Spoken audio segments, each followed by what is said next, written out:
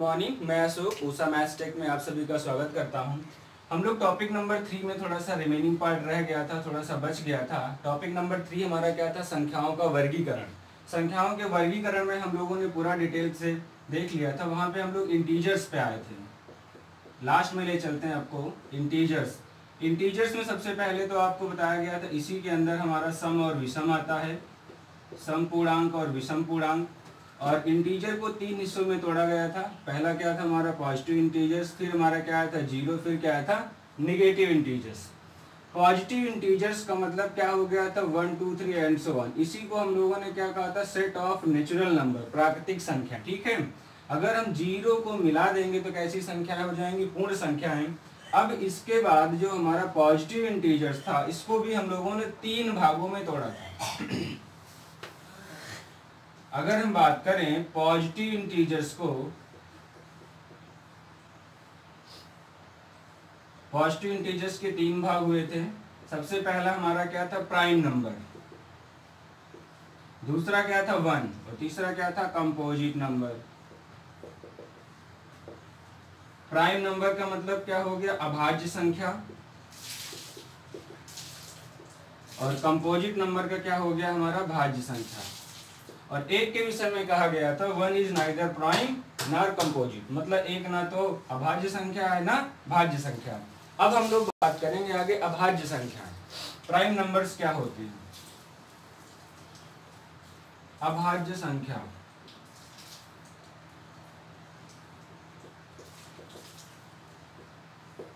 आप सब लोग जानते हैं, अभाज्य संख्याएं वे संख्याएं जिनके सिर्फ और सिर्फ 2 गुणनखंड होते हैं। मतलब a numbers having exactly only 2 divisors, मतलब एक ऐसी संख्या जिसके सिर्फ और सिर्फ 2 गुणनखंड होते हैं। सिर्फ और सिर्फ का मतलब है ना 2 से ज्यादा ना 2 से कम, ना 2 से ज्यादा होंगे ना 2 से कम। एग्जैक्टली कितने गुणनखंड होंगे? 2 गुणनखंड होंगे।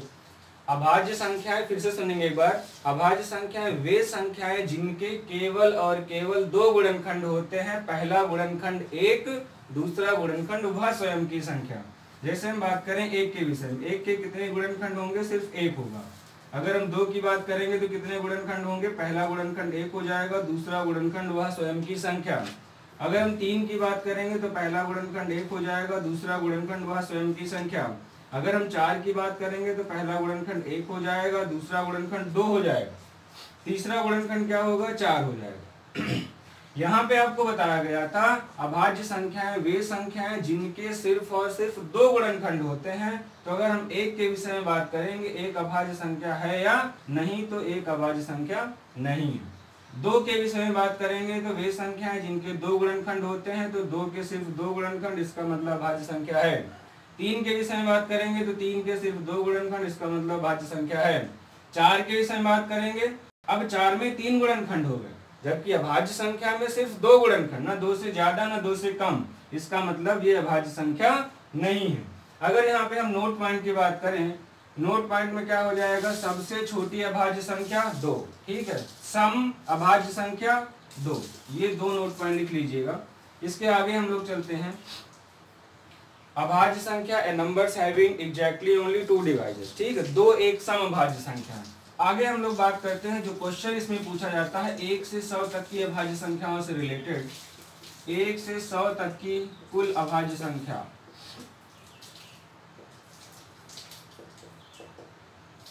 कुल अभाज्य संख्या।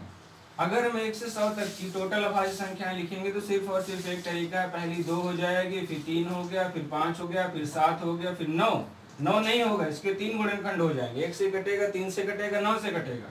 अगली अभाज्य संख्या 11 हो जाएगी, 13 हो जाएगी, फिर 17 हो जाएगी, 19। ऐसे लिखना पड़ेगा। ये एक आपका टाइम टेकिंग प्रोसेस है। अभी तो मान लो यहाँ पे पूछा जा रहा है 1 से 100 तक की।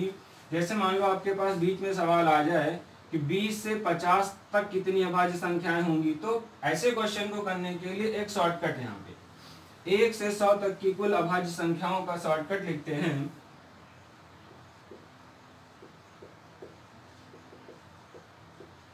शॉर्टकट क्या है हमारा? 44, 22, 32 और 23 और 21। 44, 22, 32, 23 और 21। अब ये क्या चीज है? आइए हम बात करते हैं इस 4 का क्या मतलब है? 1 से 10 के बीच की अभाज्य संख्या, 1 से 10 के बीच की अभाज्य संख्या। इस 4 का क्या मतलब है? 10 से 20 के बीच की अभाज्य संख्या। इस 2 का क्या मतलब है? 20 से 30 के बीच कितनी अभाज्य संख्याएं होंगी? 2 होंगी। इस 2 का क्या मतलब है? 30 से 40 के बीच कितनी अभाज्य संख्याएं होंगी? 2 होंगी। आगे हम अगर 3 की बात करेंगे तो ये 40 से 50 के बीच में अभाज्य संख्या। अगला कौन सा हो जाएगा? ये 50 से 60 के बीच कितनी अभाज्य संख्याएं? 2। आगे क्या हो जाएगा? 60 से 70 के बीच अभाज्य संख्याएं 2। अगला क्या हो गया? 70 से 80 के बीच की अभाज्य संख्या 3। अगला क्या हो जाएगा? 80 से 90 के बीच की अभाज्य संख्या 2।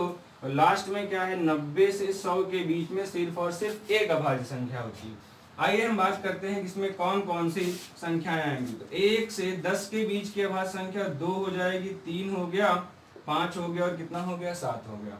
इस वाले 4 में 10 से 20 के बीच में कौन कौन सी अभाज्य संख्या आ जाएंगी? 11 आ जाएगा, 13 आ गया, 17 हो गया और 19 हो गया। 20 से 30 के बीच में सिर्फ 2 अभाज्य संख्या हो जाएंगी, एक 23 हो जाएगा और एक 29। 30 40 के बीच में सिर्फ 2 होंगी, एक 31 हो जाएगा, दूसरा 37। 40 से 50 के बीच में कितनी अभाज्य संख्याएं? 3 होंगी। कौन कौन से? पहला 41, फिर 43, फिर 47। ठीक है। 50 से 60 के बीच में 2 अभाज्य संख्या होंगी, तो 50 से 60 के बीच में कौन सा हो जाएगा? 53 हो जाएगा और 59 हो जाएगा। 60 से 70 के बीच में 2 अभाज्य संख्या होंगी, तो पहला कौन सा हो जाएगा? 61 और दूसरा कौन सा हो जाएगा? 67। 70 से 80 के बीच में कौन सा हो जाएगा? 71 हो जाएगा, 73 हो जाएगा और 79 हो जाएगा। 80 से 90 के बीच में सिर्फ 2 अभाज्य संख्या, तो कौन कौन सा हो जाएगा? 83 और 89 हो जाएगा। और 90 से 100 के बीच में सिर्फ एक मात्र अभाज्य संख्या, वो कौन सी है? 97। अब यहाँ पे जो आपसे क्वेश्चन पूछा जाता है वो क्वेश्चन हम लोग देख लेते हैं। क्वेश्चन कैसे आता है? पहली चीज तो पूछा गया 1 से 100 तक कुल अभाज्य संख्या, 100 तक कुल अभाज्य संख्या। तो 1 से 100 तक बताया गया, तो 4 4 8, 2 10, 2 12, 3 15, 2 17, 2 19, 3 22, 2 24, 1 25। तो 1 से 100 तक की कुल अभाज्य संख्या कितनी हो गई? 25 हो गई। इसी में सवाल पूछा जा सकता है कि 1 से 50 तक कुल अभाज्य संख्या। यहाँ पे ध्यान देना थोड़ा, 1 से 50 तक, तो 50 तक का मतलब क्या हो गया? 40 से 50, मतलब यहाँ तक की संख्या। इसके ठीक पहले तक की संख्या हो गई 4 4 8, 2 10, 2 12, 3 15। इसका मतलब 1 से 50 तक की अभाज्य संख्या कितनी हो गई? 15। आगे अगर इसे पूछ लिया जाए 50 से 100 तक की कुल अभाज्य संख्या कितनी होगी?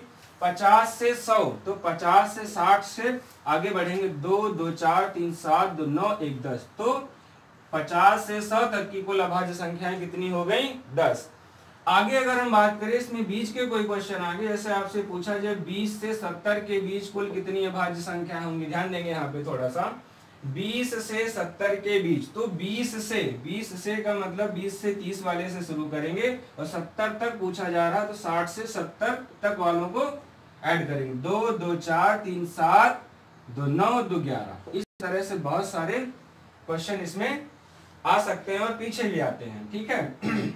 आगे हम लोग चलते हैं। यहाँ पर कोई डाउट होगा तो वीडियो को बैक करके देख लेंगे। बहुत ही आसान तरीका है भाज्य संख्याओं को याद करने के लिए।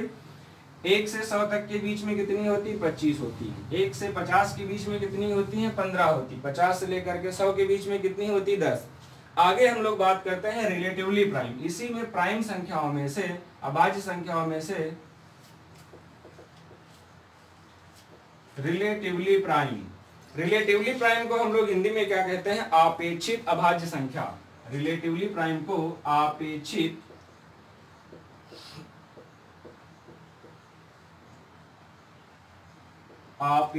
अभाज्य संख्या।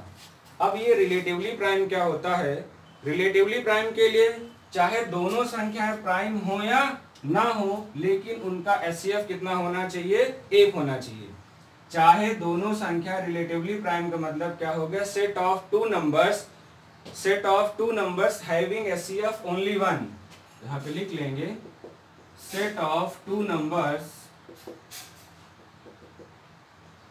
हैविंग एचसीएफ 1, मतलब ऐसी दो संख्याओं का जोड़ा होना चाहिए जिनका एचसीएफ कितना होना चाहिए? 1 होना चाहिए। लेकिन यहाँ पे ये जरूरी नहीं है कि दोनों संख्याएं कैसी संख्याएं हो? अभाज्य संख्याएं। जैसे एग्जांपल में पहला क्या ले लेंगे? 2 और 3 हो जाएगा। दूसरा हम क्या ले सकते हैं? 5 और 7 हो गया। अगर कहीं पे आपका 9 और 25 भी लिख के आ गया तब भी ये क्या है, रिलेटिवली प्राइम का उदाहरण है। क्यों? क्योंकि यहाँ पे बताया जा रहा है set of two numbers having HCF 1, ऐसी दो संख्याओं का जोड़ा जिनका एचसीएफ क्या होना चाहिए, 1। लेकिन यहाँ पे अपेक्षित अभाज्य संख्या में इन दोनों संख्याओं का अभाज्य होना जरूरी नहीं है। अभाज्य भी हो सकती हैं और संख्याएं कैसी हो सकती हैं, भाज्य भी हो सकती हैं। आगे हम लोग पढ़ते हैं प्राइम नंबर, को प्राइम।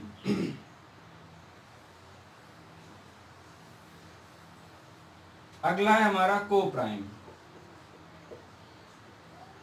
को प्राइम में हम लोग क्या पढ़ेंगे, को प्राइम को हिंदी में क्या कहते हैं, सह अभाज्य संख्या।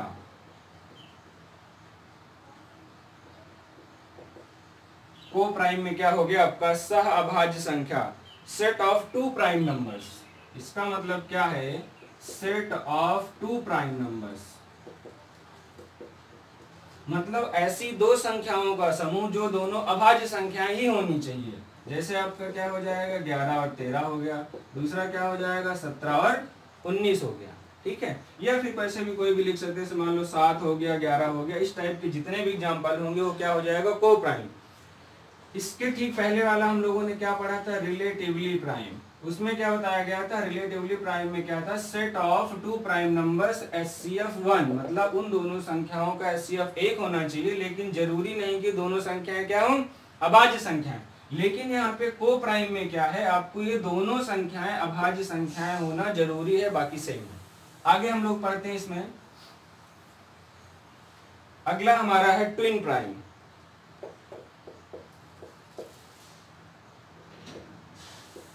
ट्विन प्राइम, इसके ठीक पहले एक नोट पॉइंट देख लेते हैं। जैसे हम लोगों ने दो बातें पढ़ी, पहला कौन सा था, रिलेटिवली प्राइम। रिलेटिवली प्राइम का मतलब क्या था, अपेक्षित अभाज्य संख्या।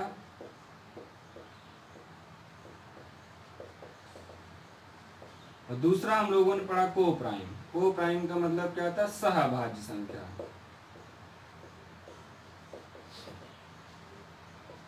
अगर हम नोट पॉइंट की बात करें तो इन दोनों में क्या रिलेशन होगा, अगर हम लोग इन दोनों का एक लाइन का रिलेशन बात करें तो एवरी को प्राइम इज रिलेटिवली प्राइम।